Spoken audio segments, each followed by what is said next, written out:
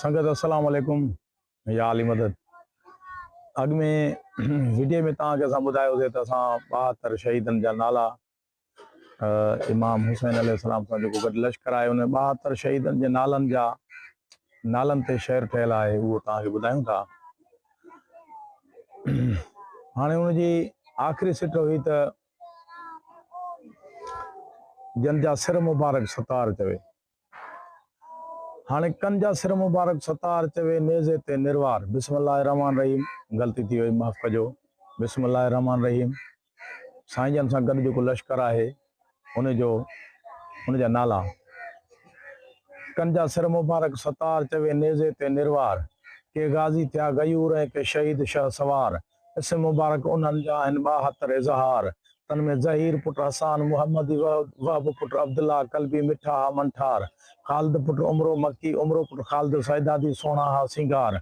बरीर पुट हफ़ीर हमदानी, मुहम्मद पुट हुंज़ला तमीमी गयूर ऐं घमटार। उमरो पुट अब्दुल्ला साइदी, हमाद पुट इंस मुहम्मदी ते वेरन कया वार। शरीफ पुट उबैद मक्की, बिलाल पुट नाफे बजली ते यजीदी यलगार। कैस पुट मीना मदनी, बशीर पुट उमर हज़मी, दिल घुरिया दिलदार। ज़हीर पुट कैस बजली, हबीब पुट मज़ाहिर असदी, जन जो पाकन साण प्यार। हबीब पुट मज़ाहिर असदी, हबीब बिन मज़ाहिर, इहो असां नालो किताब में जेको पढ़ियोसीं नाज़रीन, उन जे लाइ मां तव्हांखे अर्ज़ु कयां त उहो चवनि था, ॿुधो आहे त मौला अली अलैहिस्सलाम जो दस्त भई तालिब हुयो ऐं मौला इमाम हुसैन अलैहिस्सलाम जॾहिं करबला में आया त उते वेझो हुनजो ॻोठु हुयो। साईं जन हिन ॾींहुं चिठी लिखी, नियापो मोकिलियो हुअसि त तूं अचु असां ॾे। पोइ चवनि था, असां ॿुधो आहे त जॾहिं करबला जे मैदान में आयो त इमाम हुसैन अलैहिस्सलाम पंहिंजे लश्कर जो सिपह सालार कयो हुउसि, जेको असां ॿुधी आहे ॻाल्हि। ख़ुदा खे ख़बर आहे 1400 साल अॻु जा किताब लिखियल आहिनि।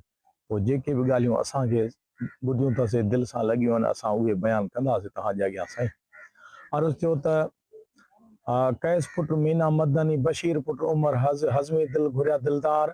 ज़हीर पुट कैस बजली, हबीब पुट मज़ाहिर असदी, जन जो पाकन साण प्यार। अब्दुल्ला पुट उरो गफ़ारी, हरीर गुलाम आज़ाद, अबूज़र गफ़ारी जे सच्चा साण सरदार। फासिद पुट ज़हीर सोलबी, वकास पुट मालिक अहमदी, जन जा पक्का हा इकरार। मुस्लिम पुट औज़जा असदी, मरह पुट अबी मरह गफ़ारी, जन के हुई अरबीअ जी आधार।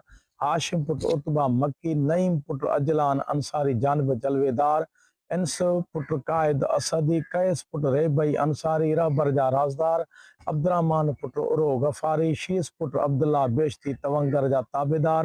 करदूस पुट ज़हीर सोलबी, किनाना